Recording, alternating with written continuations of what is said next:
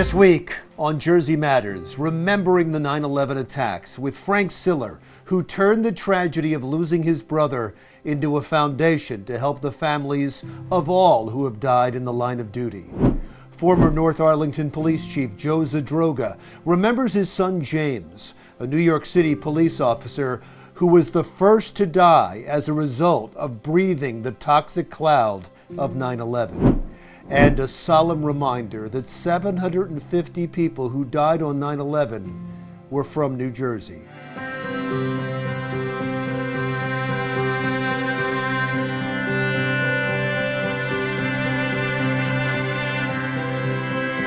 Welcome to Jersey Matters. I'm Larry Menti. It's been 20 years since America was attacked on September 11th, 2001. And as you watch the solemn ceremonies, you may have noticed Frank Siller coming out of the Brooklyn Battery Tunnel in honor of his brother, Stephen Siller, a New York City firefighter who died on 9/11 trying to save others. I spoke to Frank Siller about his 537-mile walk to that moment.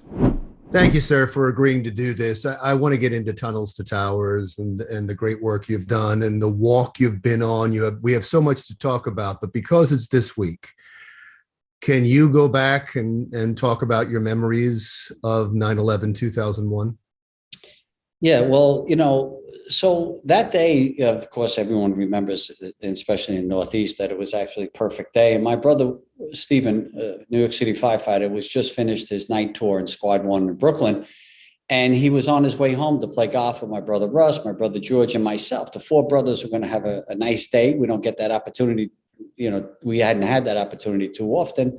And but he heard on his radio scanner that the tower was hit. Now, two of my brothers were already at my house, but my brother Stephen went back to his firehouse. He called his wife up and he said, tell my brothers I'll try to catch up with them later. He drove back to Squad 1, got his gear, drove to the mouth of the Brooklyn Battery Tunnel. It was closed for security reasons. And pulled up, car came to a screeching halt. This is what I was told by an eyewitness. A truck came to a screeching halt, hops out, puts his gear on, and runs into the tunnel. Comes out the other side, wants to help and save people, and goes to the South Tower. And we believe the South Tower. He's never recovered, but all his other brothers from Squad 1 perished there on that day, all 11 of them. And while saving people, gave up his life. And we didn't know what he did on 9/11. You say go back to that day. So we knew something horrific was happening, obviously, especially when the second plane flew in. I personally was trying to find out where Stephen was, if he got there or not. And then I remember seeing the South Tower fall and turning to my mother-in-law and saying, Nancy, I think I just lost my brother.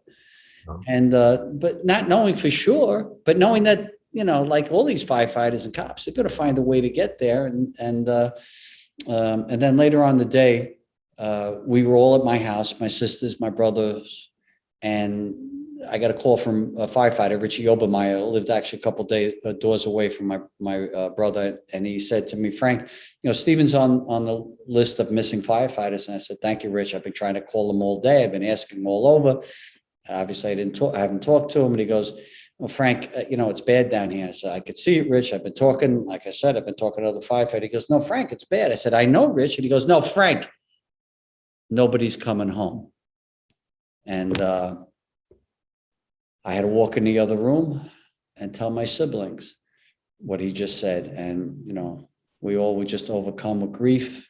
We down on our knees, and we just couldn't believe that we lost our little brother. Talk about him for a second. What did we lose when we lost Stephen? He was an outrageous human being. Everyone thought he was his best friend. You don't want to know why, because he treated everybody like he was their best friend. Stephen died the way he lived for others. He was most generous, selfless person that I knew. He was living a good, full life. He was married, had 5 beautiful kids. And that's why we wanted to make sure that we honored what he did and what all these great heroes did that day. And that's why we started the Tunnel to Towers Foundation. When did you come up with the idea? How did this form? Well, right away, as siblings, we were talking, and we knew we wanted to start a foundation. By December, of 2001, we were already a non-for-profit 9/11, foundation. But we didn't know what we were going to do until we decided we're going to have the run through the tunnel every year. That's what we're going to do to honor what Stephen did. And for the first anniversary, we had the first Tunnel to Towers run. Talk about where you are now and how many people you've helped. Well, by the end of this year, we will have delivered 450 mortgage-free homes. So they're not all mortgages. We build a lot of homes. We build smart homes for our country's most catastrophically injured service members. We built over 100 of them all over the United States. And you just had a fundraiser that you just got back from. How far did you walk on this Never Forget walk? Well, I'm not done yet. I'm almost done. I'll be done on September 11th. I'll be retracing Stephen's final heroic footsteps, albeit I'll be doing it with sneakers and he did it in fire gear. Albeit I'll be coming through seeing the Freedom Tower and he saw the Twin Towers on fire and the horrific scene that was there. I started August 1st at the Pentagon. I've walked to Shanksville, Pennsylvania, where I paid my respects at both the Pentagon and Shanksville, said a prayer at both those locations, very emotional. And I'm heading back to New York City, which I'm going to be there for September 11th this year for the 20th anniversary. Now, I do it. I have a great team. It's an unbelievable team that's made this so easy for me. I have 2 RVs. Mark Wahlberg donated the RVs for me. So the journey has been unbelievable, so spiritual. I meet great Americans along the way, these small towns, American flag waving, never forget, never forget. Thank you, Frank. I'm praying for you. I'm praying for you. So it has not been difficult. Physically, it has been easy. Emotionally, it has been so rewarding. Spiritually, even more rewarding. So it's been an unbelievable journey. Well, let's talk about that emotion for a moment, because you'll be ending this, as you said, on September 11th. You're going to walk through the tunnel like your brother did. You're going to see what is now standing, what used to be the towers that are no longer there. Are you going to be able to handle that moment? What's that going to be like? Yes, I'll be able to handle it. I better be able to handle it, because considering what my brother did that day, I will be thinking about, I'll be with my wife, my kids, my grandkids, my siblings, their grandkids, and we'll all be walking up there together to say, thank you, Stephen, for what you did 20 years ago. And because of what you did, look at all the people that you're helping. It's his actions that made us better people. Amen to that. You are an American hero. Your brother was an American hero. You continuing this in his name is beyond incredible. And let me just, on behalf of everyone, thank you so much for what you do. And I think the best way to end this is to let people know how they can be a part of this and how they can contribute. Well, go to T.org and donate as little as $11 a month. I think most Americans can do that, Larry. We're going to have to deliver 200 homes, not just this year, but every year going forward. 200 police officers have given their life for their communities already this year. 200. And of course, the Gold Star, 13 Gold Star families that just lost their loved ones in Afghanistan. And we could only do it if people come together. Go to T2T.org and donate $11 a month, and we could take care of all these families forever. Thank you for spending time with us, and thank you, sir, for all you do. Frank Siller, founder of the Tunnel to Towers Foundation. Still to come on Jersey Matters, the foundation has become a mission for several people in New Jersey who lost loved ones on 9/11, including Kathy Cunningham from Spring Lake. You'll meet her next.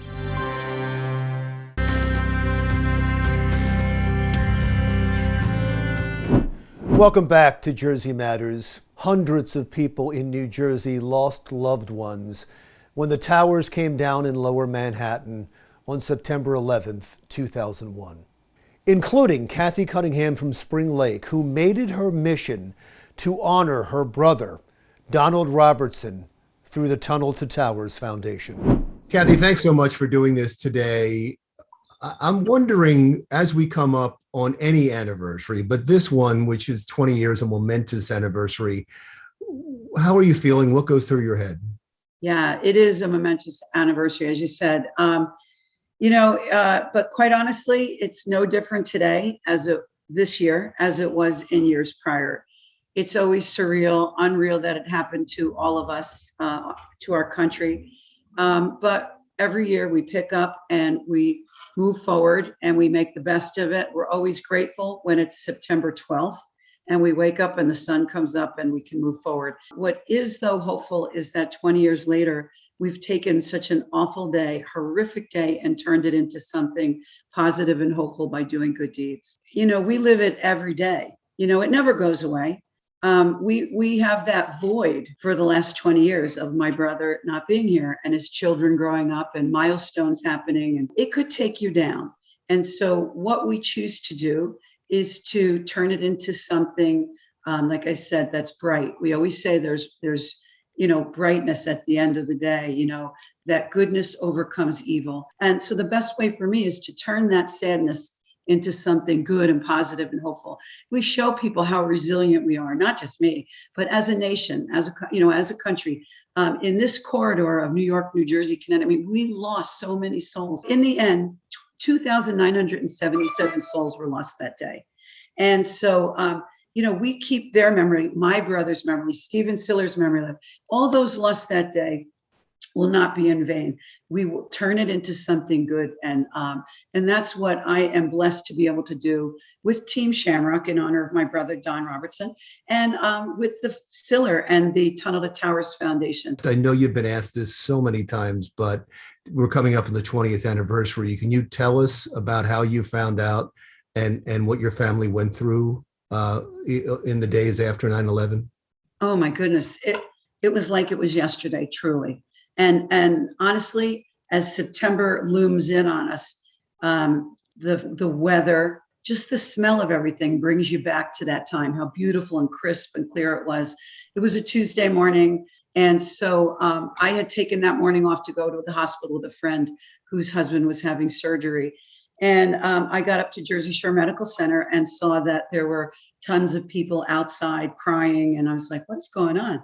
And that's when it hit me that the tower had been hit, that the second tower had been hit. So I was at the hospital. And I knew my brother was in the North Tower. I just didn't know how high up he was. And so it all came flooding in very quickly that Donnie, is on the 105th floor. We never heard a peep from him. We found out he was not at his desk through a friend that called out. And so he was somewhere in transition on the elevator, chatting about the Giant game, probably. And we like to think that elevator just kept going. We never found him. We never recovered anything. We never got a phone call. There was no closure. There's never any closure. We don't have a gravesite to go to. But we had several celebrations of his life. He was a character larger than life. He was a college lacrosse player. And like I said, just the life of the party, a big chatter, a good looking man, a great dresser. And he was like a magnet. You wanted to be around him. He made you feel good. So when that hit, like I said, I can't explain to you the devastation, the loss, and the hole in all of us. It is beyond devastating. And for my parents, actually, my parents are still alive. They're 87 and 85. And a segue is that the Tunnel to Towers and Team Shamrock gives them hope. It keeps their son alive. Our country is amazing. They are generous, caring, patriotic souls that jumped on board with me. And I quit. It was easy to become the number one fundraiser. So after about 5 years of being the number one fundraiser with the foundation, I came up with Team Shamrock, how to ramp up this program, how to do more good, how to make more money for the foundation. So Team Shamrock was developed because Donnie had a Shamrock tattoo on his hip and a love for our Irish heritage. You've mentioned it like 3 times. What is it exactly? We all know Tunnel to Towers. There may be some people that are unfamiliar with Team Shamrock. What is it? Well, what we do with the foundation, and this is brilliant for the foundation, is that they have teams. So when we have our New York City run, everybody creates it, not everybody, but we create teams and we compete against each other in fundraising tactics. Team Shamrock became over 500 green shirts running in the New York City Tunnel to Towers run. So, and we have raised over $1 million to date. What do you want people to take away from that day that they need to remember and need to keep with them now? Well, we say to everyone, my goal is to never forget. My goal is to make sure that you never forget, that your listeners and viewers never forget. Our goal is to spread the word, not only on the Tunnel to Towers, but on how you can take a tragedy and turn it around. So I just want people to remember that day, to go out on 9/11 and every day and be kind, be good, be proud of where you live, and give back. Give back. You can make a difference in the smallest way. Wonderful. Thank you so much. We'll all be thinking about you and your brother and your family on that day. Larry, you're amazing. I thank you. I just say to everyone, God bless this wonderful country that we live in. We're really fortunate and blessed. Kathy Cunningham from Spring Lake for Tunnel to Towers. Next on Jersey Matters. I'm Phil Andrews. Coming up on Jersey Matters, we will speak to a 9/11 survivor who escaped the World Trade Center building. We'll also talk to an air traffic controller who was on duty that day.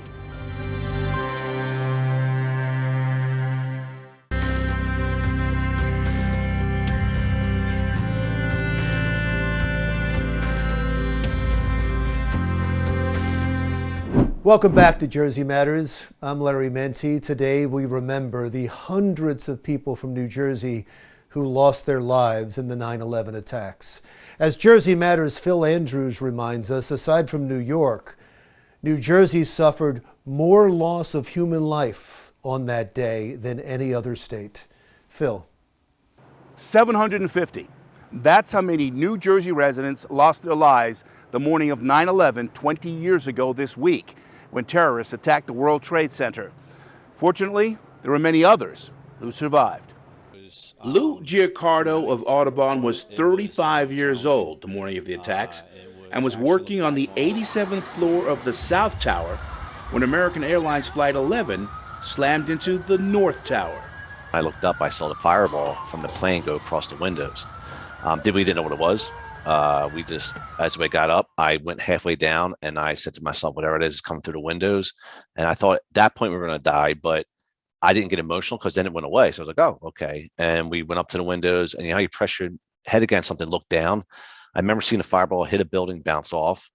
And I'm thinking a helicopter. And then I thought maybe a small Learjet got too close, clipped the building, a couple bricks fell. I remember saying that. And I remember seeing papers. And I said, oh my God, it's probably their briefcases. And as I turned around, I smelled jet fuel. It was then that Giacardo and his colleagues knew they had to evacuate, and did so down one of the stairwells. And it was there, 17 minutes later, when United Flight 175 hit their tower. We were kind of looking around, what was that? And I thought maybe it was fuel tanks or something. Generators exploded from the first tower, set them off. And then you heard rumbling. And when I give my talks, that's the first time I really thought I was going to die because I can't go up, I can't go down. And I said, this building's coming down on top of us. And my shirt was vibrating. And it got closer. I just bowed my head and closed my eyes and just said a prayer and just told my family goodbye. And of course, it wasn't goodbye. Giacardo safely found his way out and eventually back to his family in South Jersey. Now, while Lou and thousands of others scrambled for their lives that morning in New York, air traffic controllers here at Newark Liberty International Airport and airports elsewhere frantically tried to track down and search for the other hijacked planes that were still in the air. Military Boston Center just had a report that American 11 is still in the air and it's on its way heading towards Washington. Okay, American 11 is still in the air? On its way towards Washington? There was evidently another aircraft that hit the tower. That's the latest report we have. Okay. I'm going to try to confirm an ID for you, but I would assume he's somewhere over either New Jersey or somewhere further south. I had a chance recently to catch up with former air traffic controller Ron Consalvo at the Monarch Diner here in Glassboro. And yes, Consalvo was on duty the day of the attack. So after the plane hit the second tower, I don't remember if we called our coworker who had taken a temporary job in the air traffic operations in New York, or she called us. I don't remember that. But the supervisor was on the phone with her and then told us that there was as many as 10 planes out there that were unaccounted for. And so, yeah, we didn't know. I mean, it was frantic. We were in an air traffic control facility. It was just frantic. Nobody knew what to do. Just had another report, United 93, who was in Cleveland Center's airspace somewhere around Dyer intersection, just reported that they heard screaming on the frequency and the people have a bomb on board. The aircraft departed Newark en route to San Francisco was the report. And of course, as we know, Flight 93 that originated here at Newark Liberty International Airport was the plane that went down in Shanksville, Pennsylvania. For Jersey Matters, I'm Phil Andrews. Thank you, Phil. Coming up next on Jersey Matters, we continue to remember 9/11. Where were you 20 years ago on 9/11? We spoke with 2 New Jersey survivors that were in the World Trade Center when they were struck. We'll have that story coming up next on Jersey Matters.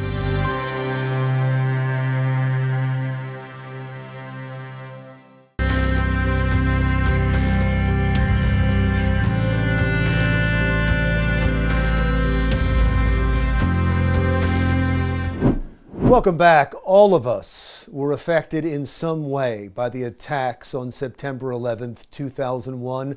Those of us who were old enough remember exactly where we were when we first heard about the attacks. Jersey Matters' Kimberly Kravitz continues our coverage now. She spoke with 2 New Jersey survivors who worked in the Twin Towers. Kimberly. We continue to remember when America was under attack 20 years ago. And we spoke with 2 survivors from New Jersey who reflect back on their memories of that day in the Twin Towers. And they tell me that it still feels like yesterday. I always ask someone, do you remember where you were on 9/11? And everyone remembers.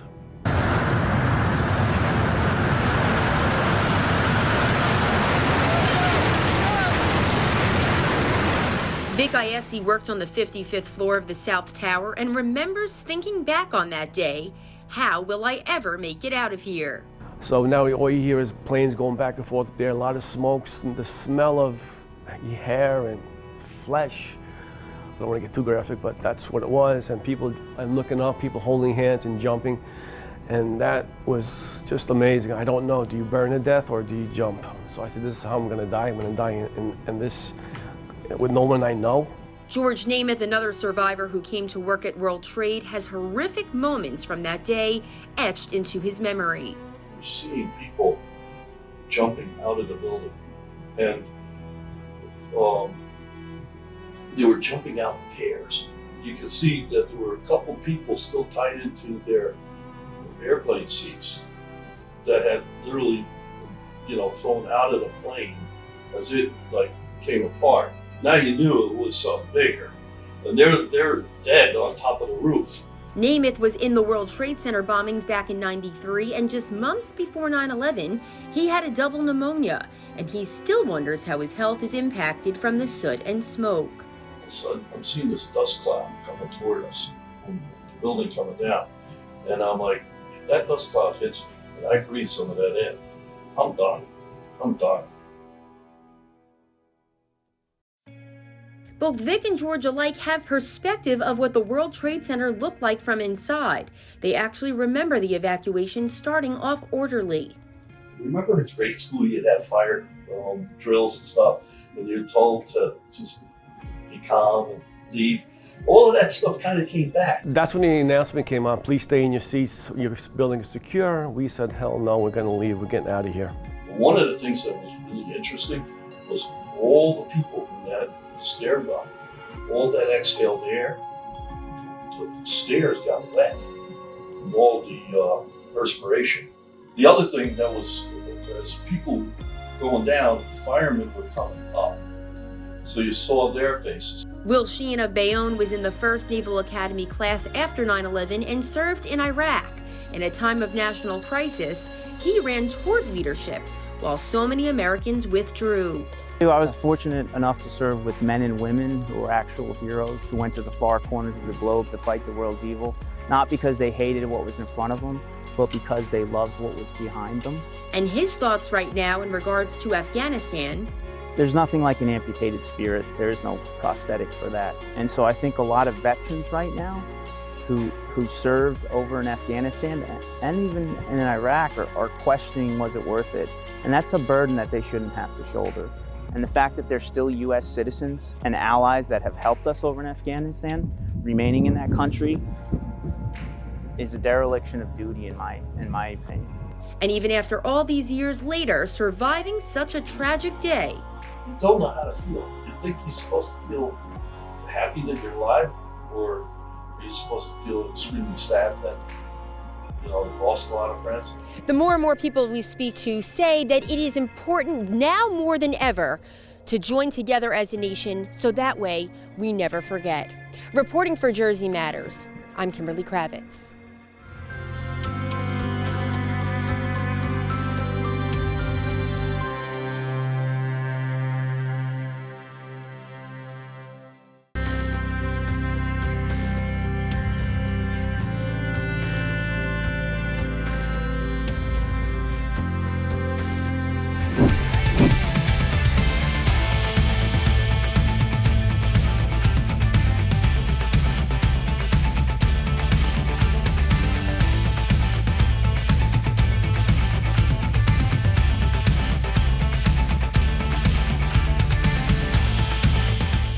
Welcome back to Jersey Matters. I'm Larry Menti. It is important to remember that more people have died from sicknesses they suffered from working on the 9/11 site after the attacks than people who died in the attacks on that day. They are the first responders who had to breathe in the toxic air as they worked to save lives and rebuild America. The first to die was James Zadroga. The Zadroga 9/11 First Responders Health and Compensation Law is named after the New York City police officer. I spoke with his father, former police chief from North Arlington, New Jersey, Joe Zadroga. Chief, it is a pleasure to see you. I want to talk to you a little bit about your son. Everybody knows your name. Everybody knows your last name and your son's legacy because of the Zadroga Health and Compensation Bill for 9/11 first responders that bears his name. But I want to go back. I do want to talk about the bill, but I want to go back to 9/11 and your memories of that day. Yeah, 9/11, my wife and I, we were in vacationing in Aruba that morning, turned the TV on, watching CNN, and they said an airplane just struck one of the World Trade Center towers. They didn't know it was an accident or not, and I'm yelling to my wife, no way that's an accident. It was a perfectly beautiful day that day, clear as could be. I said, no way is that an accident. I said, it's got to be terrorist attack. And a few minutes later, the second plane hit.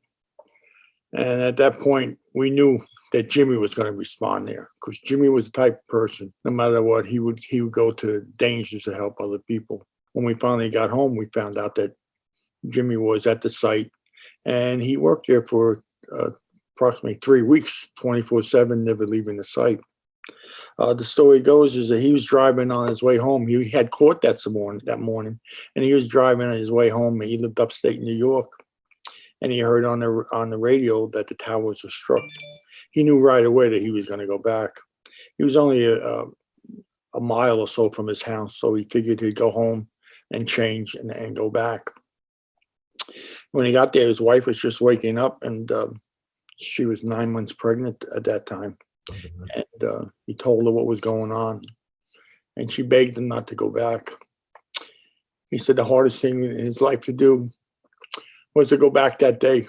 His wife was kneeling in the driveway crying, please don't go back, don't go back. He said, I have to go back. It's my duty, my job. Got to help these people. And he went back, and he spent 3 weeks there. When he came home, he was sick when he came home. He was coughing up black phlegm and other particles from dust and whatever was in there. And within a week, he was passing out. It was just, we were lucky that down the street was EMS personnel. He used to come running up with the oxygen for Jimmy because he couldn't breathe. I said, let's go to Columbian Presbyterian Hospital. They had the greatest pulmonologist in the world there. Doctor said, come back in 2 weeks. We came back in 2 weeks, and doctor sat us down in his plush office, and he said, I'm not going to treat you. We couldn't believe it. What do you mean? We said, why wouldn't you treat him? He said, all he would say is, I won't treat you. So that early on, you think they started to cover this up? I thought that, yeah. As soon as this doctor told me we wouldn't treat him. Doctor in Westchester made an appointment. The doctor examined him, and he just came out and told him, he said, in 3 years, you're going to be blind. 5 years, you're going to be dead, unless they find a cure for you. And that's when we went on a crusade to find a cure for him. But every time he would go to the hospital, many times he went to the hospital to emergency. I can't count how many times he went through emergency into the hospital, some passing out. And the doctors were good. They would say, we're going to help you. And your 9/11 respond, and we're going to do everything we can for you. 2 days later, they would ship him out of the hospital, tell him, we're not treating you. We can't treat you. We contacted politicians that all the ones I knew as congressmen. They would say, we'll fight, we'll help you. And you call them back in a week, and they would say, either they say, we never heard of you, or we can't do nothing for you. We went through all the newspapers and news stations, TV channels. They would all originally say, yeah, it's a good story, the people that we talked to. But as soon as they went to the higher ups, they said, no, we're not going to do the story. We're not going to carry it. And it was just a conspiracy to shut everything down and make everything look rosy, and that nobody was getting sick. The police department would not help him at all. They wanted to fire him after that. They told me he was a malingerer, that he wasn't sick. Chief, let me ask you a question. During this whole time, it was pretty obvious during this time that he got sick because of that toxic stew in the air after 9/11. Would anyone admit that to you at that point? Oh, no, definitely not. Matter of fact, one time when he first went on oxygen, he went to the Lairfrat Center to report off sick. They saw him with the oxygen. The other police officers in the room, they took him out of the room right away and put him in another room, because they didn't want these other officers to even know that he was sick. They didn't want nobody to know. They didn't want anybody to know that people were getting sick from 9/11. My wife would talk to other police officers, and they would cough. She'd say, you're at ground zero. I said, how do you know that? She said, I can tell from the cough you got. You got ground zero cough. That's when she starts talking about where the term came up, Walking Dead. She was the one that came up and said, the Walking Dead. Said, you're all going to die. What did it take for someone to care, to finally someone to say this was connected? Jimmy died. That's what took. We will continue our conversation with Joe Zadroga after this.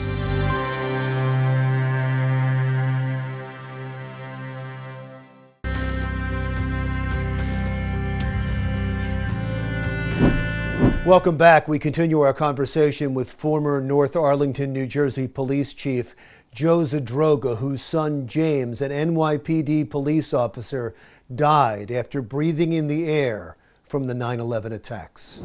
What did it take for someone to care, to finally someone to say this was connected? Jimmy died. That's what took. He was living with us at that time because his wife passed away. She passed away from distress and knowing that he was going to die. When he passed away, it was in New Jersey.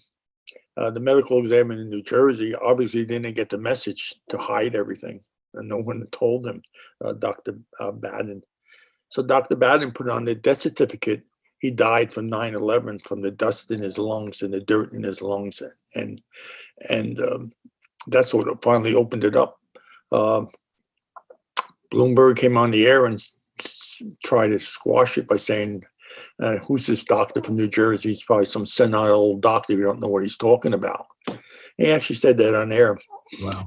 The medical examiner in New York, Hirsch, called me and wanted a meeting with us, with the family. They called my lawyer and they said, you better be there with them, with the family. So we all went there. I sat down, I had a picture of Jimmy. I put it in front of the Dr. Hirsch, and I said, listen, we're talking about my son here. We're not talking about some object. I said, I want you to look at him as you're talking to me. He wouldn't even look at us, but he said, if you still insist that he died from 9/11, from the conditions of 9/11, I'm going to say that he misused his drugs, and that's what he died from, not from 9/11. And of course, we wouldn't agree to that. And he went out on the press right after the meeting. He went out and told them, that's in my opinion, and my examination of his tissues, that he died from misusing his drugs or being a drug addict. we came home from that meeting, I think maybe it was the same day, there was all kinds of news people in front of the house. I talked to my wife, Linda, and I said, listen, we have two choices. We can tell them to leave, don't bother us, like they told us for 5 years, nothing happened. Or we can become advocates and try to bring this to light to everybody else and what's going on with these 9/11 responders. And we felt that's what Jimmy would want us to do. I went in front of a congressional committee after that to give testimony. And I gave the testimony. I was talking, and they gave you 5 minutes, and I wasn't even nearly done. And they said, no, just go on. So I went on for about 20 minutes. Wow. And Senator Hillary Clinton sent me a note. She said she wanted to see us and speak to us in the office. And that's when she became an advocate for the 9/11 responders.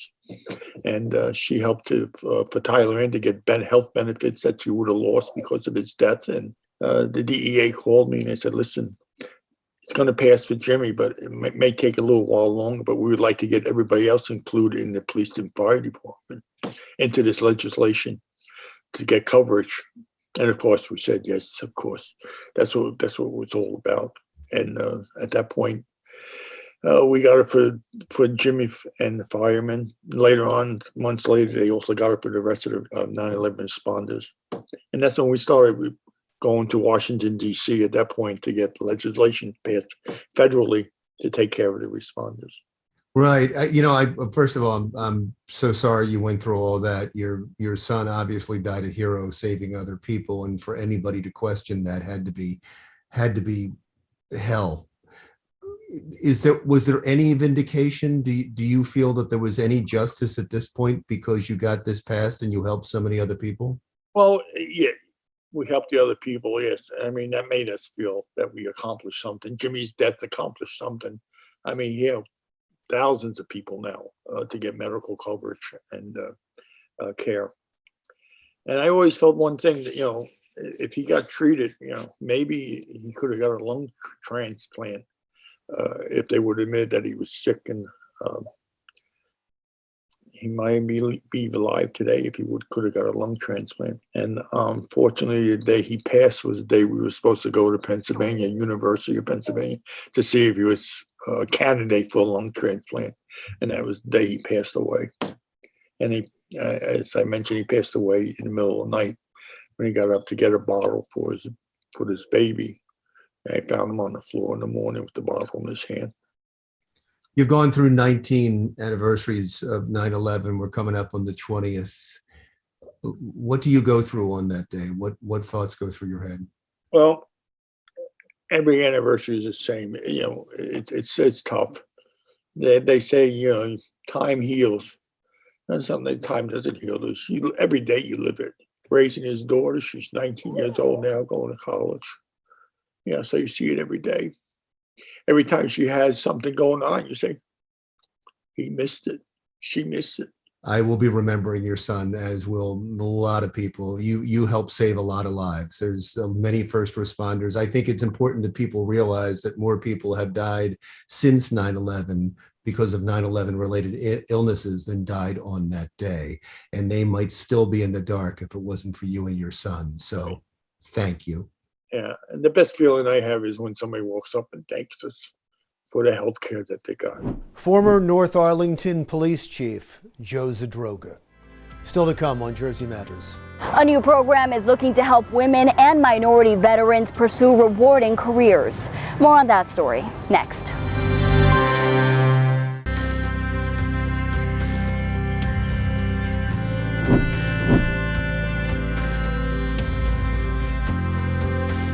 The students of Cedar Grove High School continued their 9/11 flag memorial tradition for the 20th anniversary. It's a project that the students have done every year to honor the victims of the 9/11 attacks. They call it Cedar Grove Waves. And now with new lights, the memorial will stay up all year long. Welcome back. Many New Jersey veterans who fought for this country after 9/11 are finding it hard to transition back into civilian life. Our Jennifer Marin tells us about a program in New Jersey to help those who gave so much to this country find new careers. Jennifer. Larry, the director of the program, says it's been difficult to find women and minority veterans to join these programs, not because they're not interested, but because the information simply doesn't get to them. Well, now they're working to change that, and here's one example of a success story. Felicia Fernandez is a journey worker specializing in plumbing, but she's also an American hero, a member of the New Jersey Army National Guard for over a decade. Helped out with Hurricane Irene, Hurricane Sandy. I've been deployed over to UAE, and then I just recently came back from the Capitol. A few years ago, Felicia got word of a program helping veterans connect with career and training opportunities in the construction industry. She joined, and today she's a plumber with Local 24. The brotherhood, the sisterhood of being in a union, it's kind of like being in the military. You know, everybody has your back. Which is why she's excited. I feel as though we need more women in the field. To hear about the expansion of the program, now called NJ Build for Women and Minority Veterans. Edgar Lopez is the director. In the past, programs usually reach a wide net of people, and amongst that wide net of people, women and minorities have been on the low end. The $300,000 grant awarded to the Elizabeth Development Company by the New Jersey Department of Labor helps cover all the costs for veterans who may be interested. Your application fee covered, the physical cost if you pass the interview covered, the $200 to $500 initiation fee covered, and then the training is also covered by this for OSHA 30. We'll have CDL training if somebody wants to be a truck driver. We work with that union. Veterans can explore apprenticeships in plumbing, carpentry, electricity, and more. According to program organizers, the starting pay for these union jobs start at $18 an hour. But by the 5th year, journey workers can make between $50 and $70 an hour. Felicia says this stability after leaving the service is important. I believe there's a lot of veterans out there who get out of the military and don't know what to do next. And I think this is a good way to get into something else and make good money doing it and have stability and not fall into some of the things that veterans tend to fall into. The grant can cover 35 veterans, but Lopez says there's funding for more if need be. They're also giving each veteran $125 per week to help cover transportation and food. They're helping you get there. They're helping you give you some food just for you to have a career, for you to keep going in life, to have a purpose. So I think it's worthwhile. And on this 20th anniversary of 9/11 and every day, organizers say programs like this are necessary.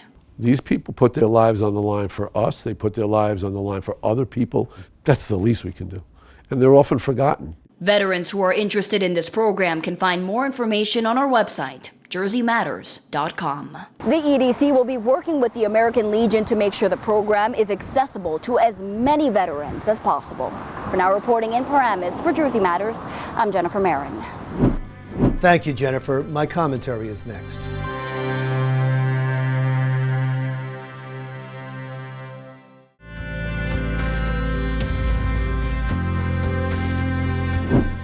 In the aftermath of the national horror that was September 11th, 2001, something wonderful happened. We all came together as Americans. Flags could be seen everywhere. Firefighters and police officers were hailed as national heroes. We weren't black or white or Democrat or Republican.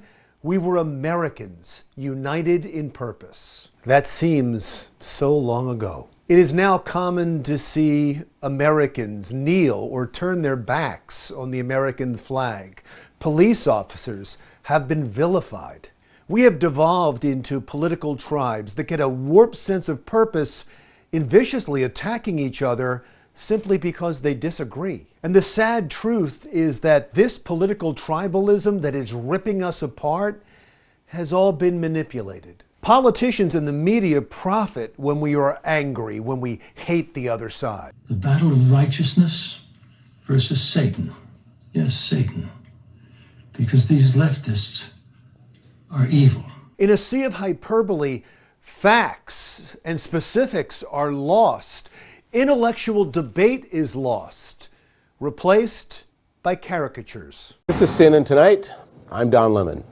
The President of the United States is racist. I'm not a doctor, I'm not playing doctor, but we have pointed out what are obvious and visible cognitive struggles. Donald Trump is a racist. Joe Biden is mentally challenged. And I guarantee that with most of you, you thought one of those statements was a lie and the other was absolutely true. And the people who verbally draw those caricatures are paid millions. They are their network's stars because they get the ratings. While the real journalists, the ones who go out every day and gather and objectively report facts, are not seen as valuable because they don't feed our bias. We all claim we want the truth, but the ratings say otherwise.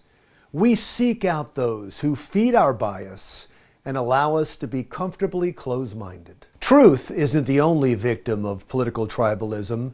Compromise is now a dirty word. Remember when a group of Republican senators worked with President Joe Biden to craft an infrastructure bill that all Americans claim they want? Those senators were called traitors by many in their party for giving the president a political win. In politics in 2021, working with the other side is political suicide. Just like media figures profit from attacking the other side, so too do politicians who rake in millions in campaign contributions. And sometimes those streams cross and they both profit from the car wreck. So you have 24 hours a day of anti-Trump material, and you're not going to give 3 minutes for the American people to hear the real experience of Donald Trump. There's one viewer that you care about right now, and you're being obsequious, you're being a factotum in order to please him, okay? No. And I think I've wasted enough of my viewers' time. Thank you, Stephen. As Republicans, lawmakers call for Attorney General Jeff Sessions to resign, in a major reversal, Democrats are now coming to his defense. That's where we are in America right now. This is what we were like 20 years ago. How quickly we have forgotten that we're all connected. That we are at our best when we all work together and celebrate what we have in common rather than using our differences as both a shield and a sword. In many ways, we have forgotten the lessons of the 9/11 attacks. Here's hoping the 20th anniversary reminds us of what we share as Americans so that we never have to learn that lesson the hard way again. I'm Larry Menti. We'll talk again soon.